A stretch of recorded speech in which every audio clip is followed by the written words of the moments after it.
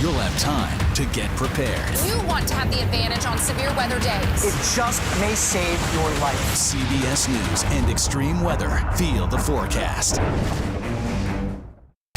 People from every corner of America facing challenges. Everyone is just looking for some type of connection. Just raise your hand and say, hey, I'd like to help. Coming together to find solutions. We are going to do something about it. Their stories are our stories. Welcome to Eye on America. Stream now on the free CBS News app. CBS News Sunday Morning with Jane Pauley on CBS. We have an inspiring story that started with a strange act of kindness. Yeah. We found it. You're kidding me! We got it. We share stories that lift you up and brighten your day. The Uplift. Stream on the free CBS News app. Stories that inform, inspire, and brighten your day. I've been waiting patiently for something like this. Make every day a little more like Sunday morning. Here comes the sun. Stream on the free CBS News app Tuesday mornings.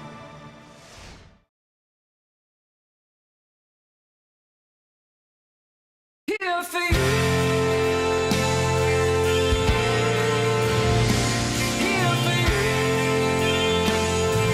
When weather turns extreme, massive and rapidly intensifying hurricane. Every second counts. Hurricane Fiona slams Puerto Rico with flooding and power outages. CBS News and the Weather Channel bring you virtual weather technology so advanced, so real. Well over 9 feet. This is not survivable. You'll have time to get prepared. You want to have the advantage on severe weather days. It just may save your life. Feel the forecast. Weather when it matters most on CBS Mornings. We are so excited, we just can't hide it. Drew Barrymore. Hi, guys. Mayor Savino. Miss Lopez and Mr. Maluma are Reggie. It's the Fonz. Wow. His name is Henry. I know. It's all right. One question. How often do you consume cannabis? CBS Mornings are, well, everything your morning should be. Is this a date or are we just friends? Here we are, your favorite morning people. CBS Mornings, starting at 7.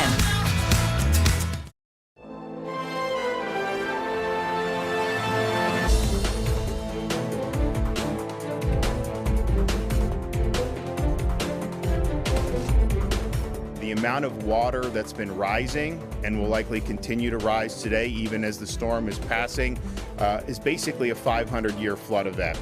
They're wondering what's going to be left. What's going to be left when they get to go home, quote unquote home, or even if they have a home to go to. The committee has been very clear that we'd like to hear from Ginni Thomas. Thank you for your question. I look forward to answering members. The January 6th committee heard today from the wife of Supreme Court Justice Clarence Thomas. Welcome to Red and Blue. I'm Robert Costa, coming to you from our Washington, D.C. bureau. Thank you for joining us. We begin tonight with the devastating impact of Hurricane Ian. After unleashing a path of destruction across Florida, Ian has been upgraded again to a hurricane. Ian flooded homes on both coasts of the state and knocked out power for millions. Now it is headed towards South Carolina, where the entire coast is under hurricane and storm surge warnings.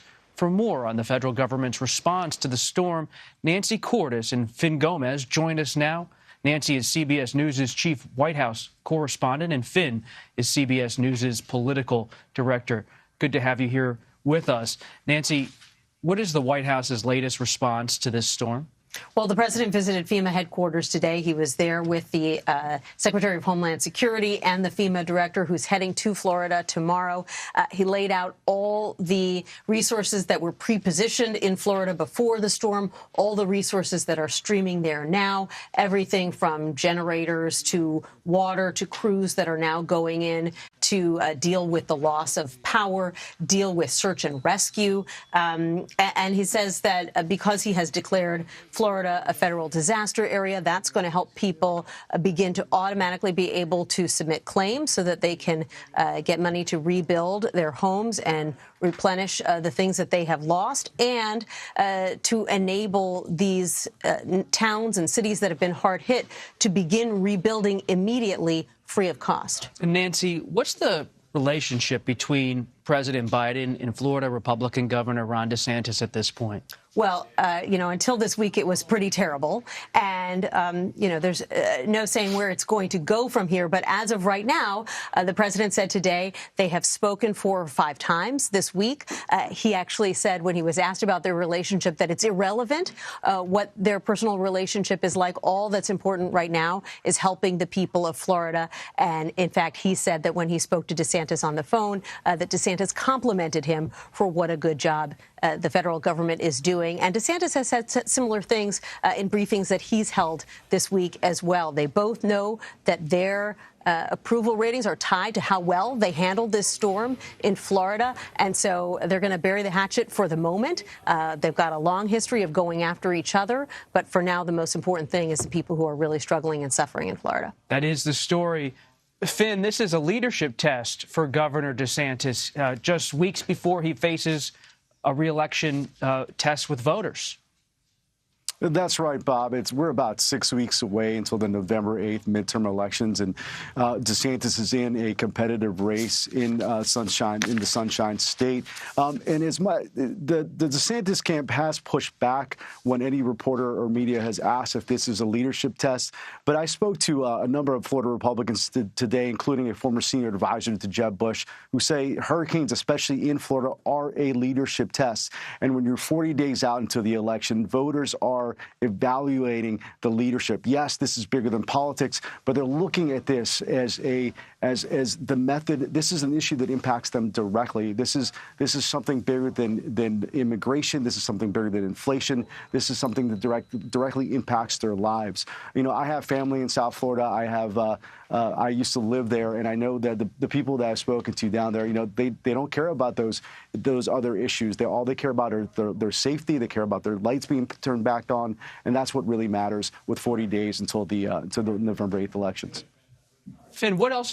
Nancy, you want to jump in? Sure. I think Finn's exactly right. When you are an executive, a president or a governor, you are judged based on how well you handle crises like this one. It's not the same for senators or congressmen or women.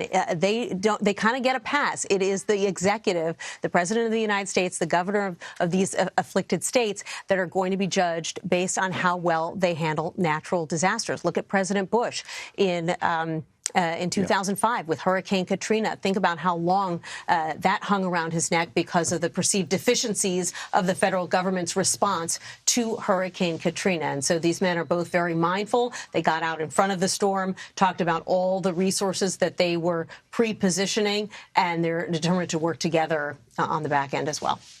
And Finn, I often think, to build on Nancy's point about Superstorm Sandy off New Jersey in 2012, just days before the presidential election of that year. It sometimes leads these type of crises, these type of weather events, to bipartisan moments. I recall Governor Chris Christie, a Republican, working closely with then-President Obama. Yeah, the hug, the famous hug that was later used in a political context. But and as to Nancy's earlier point, Bob, natural disasters make for strange bedfellows sometimes. And Biden and DeSantis, the political enemies. But right now, it is about sheathing the sword. It is about focusing on what matters. It's focusing on the Floridians who are being affected. And as the storm goes up the coast, it impacts Georgia. Of course, Brian Kemp is there. He's the incumbent Republican governor who's also in a competitive race in that battleground state.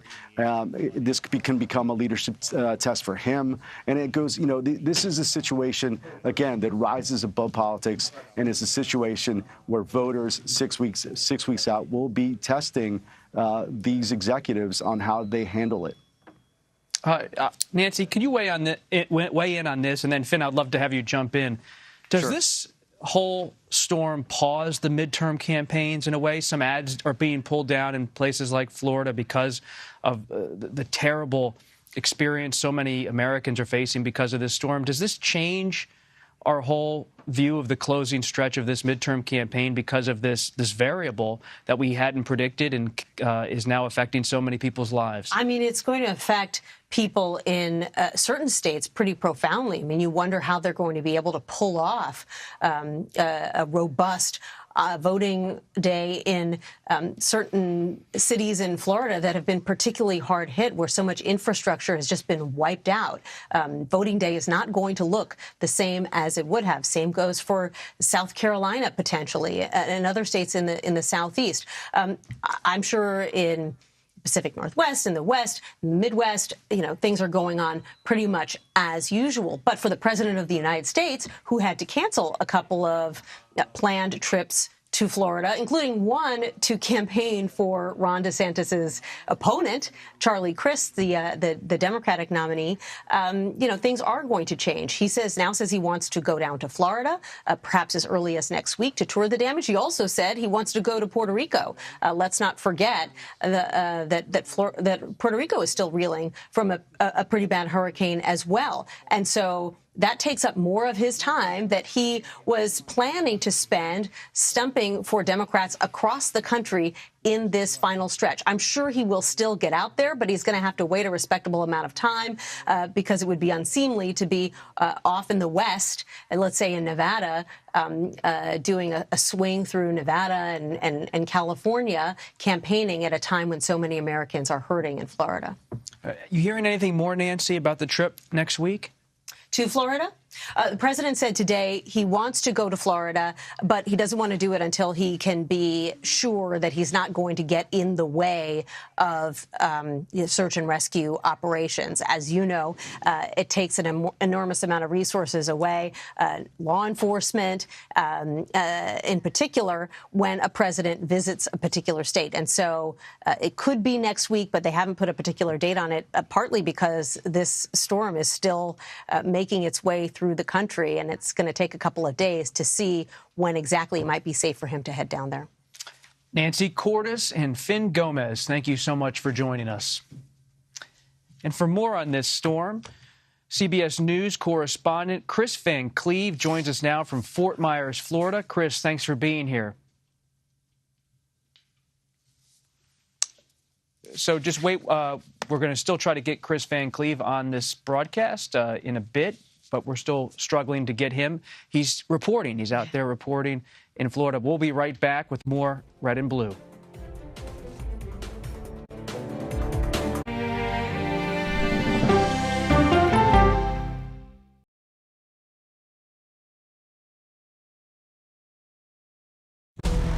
Original CBS Reports documentary. I was entitled to equal pay for equal work under the law. Does the Supreme Court's power need to be checked? 9 Supreme Court justices, 5 of them said no, she's not entitled. That's not right. Calls to fix the court tend to go along with the politics of the moment. Republican-appointed justices have all tended to go in one direction, with the Democratic-appointed justices tending to go in another. Even though it's only 9 justices, it takes 5 of them to make the law of the land. Does it have political impact? True. Political intent? Probably not true. If the American people don't trust the judgment of their court, that's a real problem for our democracy. An original CBS Reports documentary streaming now. I'm here for you. Take an orange? Yes. You do? Here. America needs drivers. And we're here to help. What are you learning from Girls on the Run? Never give up and to always keep trying. If I'm a parent in your state, I'm like, what's Congress doing? Beyond this gate is actually the border with Ukraine. We've seen people not just opening their hearts to Ukrainian refugees, but their homes. Where will you go?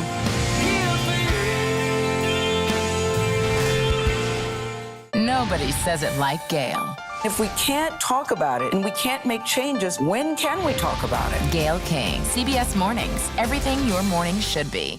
When weather turns extreme, The 150-mile-per-hour hurricane is still churning north. every second counts. Massive and rapidly intensifying. CBS News and the Weather Channel bring you virtual weather technology so advanced, so real. Well over 9 feet. This is not survivable. You'll have time to get prepared. You want to have the advantage on severe weather days. It just may save your life. CBS News and extreme weather. Feel the forecast.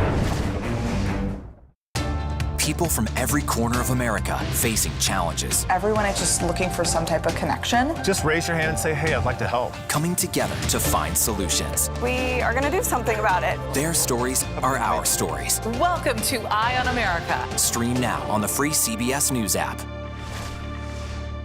CBS News Sunday Morning with Jane Pauley on CBS. We have an inspiring story that started with a strange act of kindness. Yeah. We found it. You're kidding me? We got it. We share stories that lift you up and brighten your day. The Uplift. Stream on the free CBS News app. Stories that inform, inspire, and brighten your day. I've been waiting patiently for something like this. Make every day a little more like Sunday morning. Here comes the sun. Stream on the free CBS News app Tuesday mornings.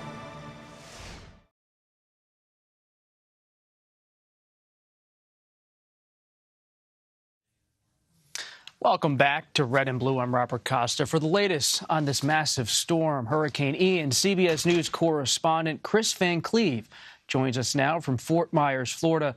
Chris, we appreciate you being here. Know you're working hard on the ground reporting on this important story. What kind of damage to homes and businesses are you seeing on the ground? Bob, we're in North Fort Myers. We're about 4 miles from. So talk about Ian. This was like a triple threat. You had that destructive storm surge that we know devastated parts of Fort Myers Beach. You had flooding rains. That's hitting Orlando right now. This damage, this is from the wind. And you can see it tore this home in half. And when we look around this neighborhood, many homes look like this. Others have had their roofs pulled back, sidings off the wall. And what's remarkable here, house ripped apart, and yet parts of it are untouched. Like we walk over here by the dinner table, you have Worcester sauce sitting on the dinner table, seemingly untouched. There are teacups sitting on the shelf like they were placed there. And yet at the same time, again, the house has been ripped in half. It's just amazing to see these images, Chris. What are you hearing about the death toll and the rescue effort? Well, we know that there are at least a couple of deaths. That death toll is expected to rise. There are a lot of unknown unknowns. You know, you just tried to come to us a few minutes ago, and we're having real communications trouble. Phones don't work real well. Our signals aren't working real well. So you can imagine first responders are having the same issues. Loved ones are having a hard time getting in touch with people. So some people that are missing will be found. Some people that are missing may, in fact, have not evacuated and may have perished. But we know that this has been a deadly storm. Officials are worried that death toll will climb from a couple to many. Chris, what about the cleanup? I don't see many people around you. These homes are destroyed. It seems quiet, eerily quiet. What's the timeline of when things are going to start to be put back together? Power crews are working and are going to be working around the clock trying to get the lights back on. We know hundreds of thousands of people are in the dark. So that's going to be a priority. In some of the hardest hit areas, recovery is going to take a long time. I mean, we understand that there are parts of Fort Myers Beach, that's a barrier island outside of the city of Fort Myers, that is decimated. To rebuild those homes and those businesses, that's not going to be a quick fix. This home is not a quick fix. There'll be others getting power back on to a lot of the people. Some of that will be able to happen pretty quickly. Parts of Lee County, we understand, when they talk about getting the power grid back working, they're going to have to rebuild the power grid because it's been destroyed. So, you know, for some people, it'll be hours. For others, it'll be weeks, months, and maybe years before things are back to quote-unquote normal. And, Chris, finally, what's one story you've encountered that really has resonated with you? Well, you know, we spoke to a gentleman who he and his wife live on their boat. They tied their boat down with about 130 others just outside of downtown Fort Myers. And then they saw the storm coming. They got off the boat, and it's a good thing they did because their boat ended up a block inland. The storm surge threw their boat a block inland. They have lost their boat, which is their home. They stayed in a hotel, but they were on the first floor. The storm surge chased them to the second floor. They have lost both of their vehicles. These are folks that will be starting over, but they're alive, and they were grateful for that. And we're grateful for your reporting. Chris Van Cleve, thank you. Let's turn now to the news here in Washington, D.C. Conservative activist Ginni Thomas, the spouse of Supreme Court Justice Clarence Thomas, spoke today behind closed doors before the House's January 6th committee. As CBS News and Bob Woodward of the Washington Post reported earlier this year, Ms. Thomas and then White House Chief of Staff Mark Meadows exchanged frequent text messages following the 2020 election. For more on this story, we're joined by our CBS News colleague, congressional correspondent Scott MacFarlane, who has been covering the committee closely. Do we know anything about what Ginni Thomas said? We know she spent about 4 hours behind closed doors at the O'Neill Federal Building where the committee does its work. We were told she was not under oath. And we were told that she answered some of the questions, according to the committee's chairman. It's possible this is something they negotiated. It's also possible they negotiated some of the other terms around this interview. Possible the committee members aren't saying. So we're left to make educated guesses on that front. The 4.5-hour duration of the interview, not surprising. If past is prologue, that's how long a lot of these interviews go. Also was a choice to do it in person. We know many of these interviews have been done virtually by Zoom or by teleconference. Ms. Thomas made the choice to come in person where she knew there'd be cameras, she knew there'd be reporters. Doesn't mean she answered any of the reporter questions outside, but her attorney says she answered all the questions inside. The committee chairman says she answered some. But I think what's most significant in the post-game readout here is that, according to the chairman, Ms. Thomas continues to state her claims that the 2020 election was fraudulent and that she questions the results. Which are false claims. And so Ginni Thomas, to not have something, we still don't know if it's under oath. It's striking to me, months into covering this investigation, working with you and our colleagues here, behind the scenes, the deliberations among the committee members remains a reporting target because so many witnesses are forced to, they're issued a subpoena and they're told to testify under oath. This is delicate in a way because she's a spouse of a Supreme Court justice. It's especially delicate for that reason. Spot on. I will also say there is the argument that being under oath is redundant in this context. It's unlawful to lie to Congress, to tell untruths to Congress, no matter whether you're under oath or not. So put aside the argument this is redundant. When they have the witnesses at the hearings for the cameras and the spectacle, they very much put them under oath, in part because perhaps they think the public expects to see that at a congressional hearing. What they do behind closed doors may be different in tenor or different in approach. There was a report when Chairman Benny Thompson came out. He said he was only there for an hour. He didn't stay for, I guess, the full 4 hours. Based on your reporting, she was there for 4 hours. And he said no one, based on the time he was there, asked her about her interactions or conversations with Supreme Court Justice Clarence Thomas, which, to me, as a reporter, is what this all comes down to. What was she communicating, if anything, with Justice Clarence Thomas, who oversaw, in part, cases about the 2020 election? That's why she's interesting. I mean, they've spoken with hundreds of people. They have deposed hundreds of people and collected tens of thousands of pieces of paper. But this is the most provocative interview so far, arguably, because she's an entree to the third branch of government, to the Supreme Court.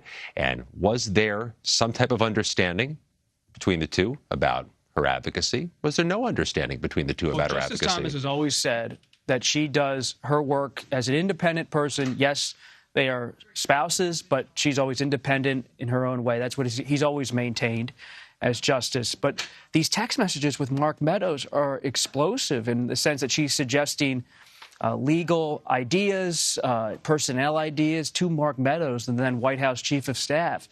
And it's going to be very interesting to see, does the committee include the full discussion verbatim in its report? Does it issue video publicly? Does it use video in an upcoming hearing? And speaking of that, Scott, do we know when the hearing will be rescheduled, if at all, before the midterm elections? Let's look at the timing here. Actually, a fortuitous change of schedule for the committee to have this interview now before their next and possibly final hearing. But they've got a really narrow needle to thread to schedule this final hearing.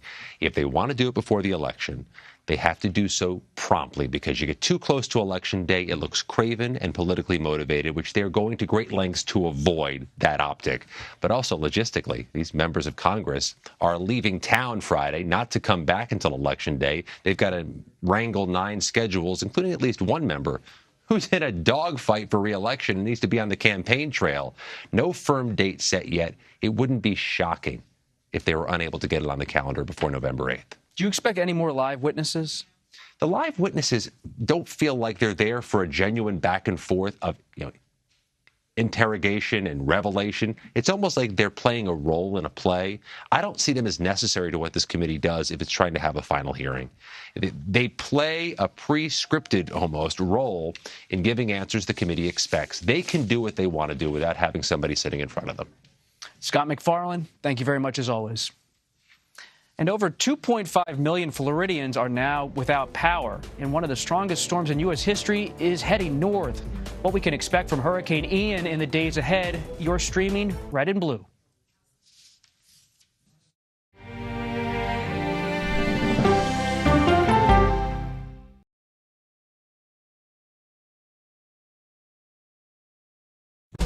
An original CBS Reports documentary. I was entitled to equal pay for equal work under the law. Does the Supreme Court's power need to be checked? 9 Supreme Court justices, 5 of them said no, she's not entitled. That's not right. Calls to fix the court tend to go along with the politics of the moment. Republican-appointed justices have all tended to go in one direction, with the Democratic-appointed justices tending to go in another. Even though it's only 9 justices, it takes 5 of them to make the law of the land. Does it have political impact? True. Political intent? Probably not true. If the American people don't trust the judgment of their court, that's a real problem for our democracy. An original CBS Reports documentary streaming now. I'm here for you. Take an orange? Yes. You do? Here. America needs drivers. And we're here to help. What are you learning from Girls on the Run? Never give up and to always keep trying. If I'm a parent in your state, I'm like, what's Congress doing? Beyond this gate is actually the border with Ukraine. We've seen people not just opening their hearts to Ukrainian refugees, but their homes. Where will you go?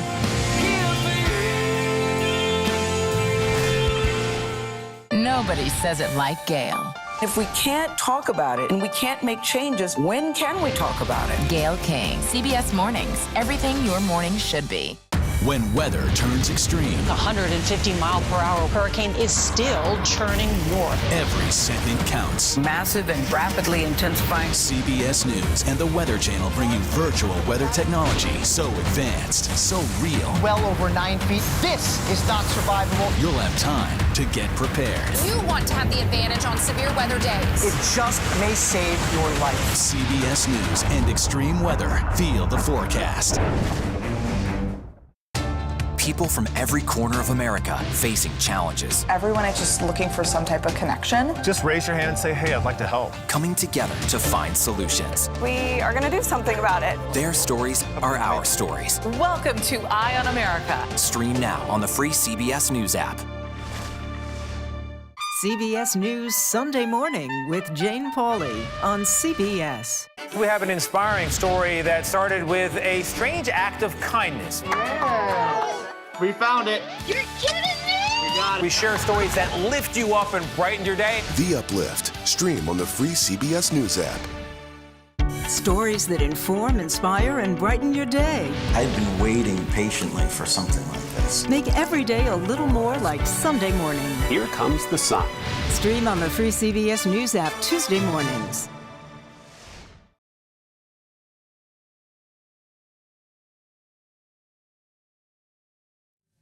Welcome back to Red and Blue. We continue to monitor Hurricane Ian as a large part of the East Coast is still at serious risk from this storm. CBS News meteorologist David Parkinson joins us now. David, good to be with you. What are you seeing? What's the latest? Yeah, so the latest is we are now back to a Category 1 hurricane. That is not what we want to be seeing. It's actually a little bit ahead of schedule. It's moving north-northeast at 10 miles an hour, so it's starting to pick up forward speed, and it's 240 miles south of Charleston, which is likely around where we're going to see the landfall location happen. So let's talk a little bit about what's currently happening. You can see the bands starting to push a little bit further offshore because the center of the storm is as well. This is good news because they have just been getting a ton of rain over the past 6 or 7 hours. There's been flash flood warnings up and down the coastline here. So the good news is that is coming to an end. The bad news is that good news is someone else's misery. So here's the deal. 2 a.m. it is a Category 1. 2 p.m. it is making landfall as a Category 1. There is a chance this does strengthen a little bit more, but it would take a lot to be a Category 2. So I think a landfall as a Category 1 is pretty much a lock, and then it goes and quickly weakens as it moves inland. But the problem is there's so much moisture with this storm, and again, there's a whole lot of storm surge, 4 to 7 feet, that this storm still has a lot of problems, because if you take a look at where the storm is around landfall time, all of this water is moving in not just to the Carolina coast and South Carolina, but into North Carolina and even into portions of the Outer Banks as well. Help me as a layperson when it comes to weather understand the differences in how this hurricane affected the coastline on the Gulf versus how it's affecting in the Atlantic on the east coast of the United States. Yeah, so the big difference is just in terms of how much time it's had to organize, right? So the storm rapidly intensified. It skimmed Cuba, essentially, and then it rapidly intensified further as it went into Florida, and that gave it the ramp up to a Category 4. There's just not a whole lot of real estate left here. The water's not quite as warm. The upper air pattern's not quite as favorable. So there's just not that much room for it to be favorable for that kind of intensification. But look, there's still a lot of rain with this. We had 17, 18, 19 inches of rain in Florida. Now we have the potential for a maximum of about 9 in South Carolina. So the total rain amounts are lower because the storm is moving faster, which means there's not as much time for the rain to drop as much on a particular area. The wind speeds are lower and the storm surge threat is lower, but all three threats continue to exist, though I would say we also add in a tornado threat for portions of the Carolinas on up into Virginia, too. So a whole lot of facets for tomorrow. And then finally, by Saturday, things calm down and we end our time with Ian, and that name will probably be retired because of all the devastation you've seen in Florida. So this will be the last Hurricane Ian that we ever have. It's just a terrible, terrible hurricane, a terrible storm, but we appreciate you keeping watch. David Parkinson, thank you. No problem. And that does it for today. You can stream Red and Blue Monday to Thursday at 5 p.m. Eastern. More news after the break. You're streaming CBS News.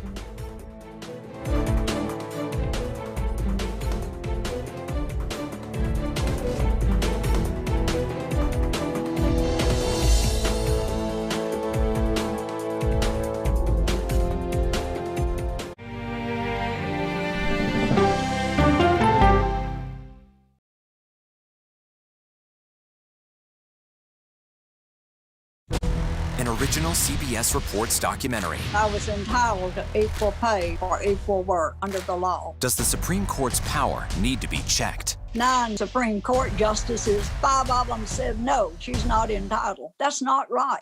Calls to fix the court tend to go along with the politics of the moment. Republican-appointed justices have all tended to go in one direction, with the Democratic-appointed justices tending to go in another. Even though it's only 9 justices, it takes 5 of them to make the law of the land. Does it have political impact? True. Political intent? Probably not true. If the American people don't trust the judgment of their court, that's a real problem for our democracy. An original CBS Reports documentary streaming now. I'm here for you. Take an orange? Cheers. You do? Here. America needs drivers. And we're here to help. What are you learning from Girls on the Run? Never give up and to always keep trying. If I'm a parent in your state, I'm like, what's Congress doing? Beyond this gate is actually the border with Ukraine. We've seen people not just opening their hearts to Ukrainian refugees, but their homes. Where will you go?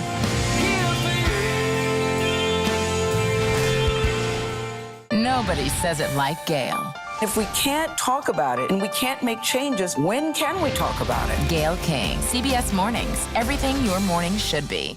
When weather turns extreme, The 150-mile-per-hour hurricane is still churning north. every second counts. Massive and rapidly intensifying. CBS News and the Weather Channel bring you virtual weather technology so advanced, so real. Well over 9 feet. This is not survivable. You'll have time to get prepared. You want to have the advantage on severe weather days. It just may save your life. CBS News and extreme weather. Feel the forecast. people from every corner of America facing challenges. Everyone is just looking for some type of connection. Just raise your hand and say, hey, I'd like to help. Coming together to find solutions. We are going to do something about it. Their stories are our stories. Welcome to Eye on America. Stream now on the free CBS News app. CBS News Sunday Morning with Jane Pauley on CBS. We have an inspiring story that started with a strange act of kindness. Yeah. We found it. You're kidding me? We got it. We share stories that lift you up and brighten your day. The Uplift. Stream on the free CBS News app. Stories that inform, inspire, and brighten your day. I've been waiting patiently for something like this. Make every day a little more like Sunday morning.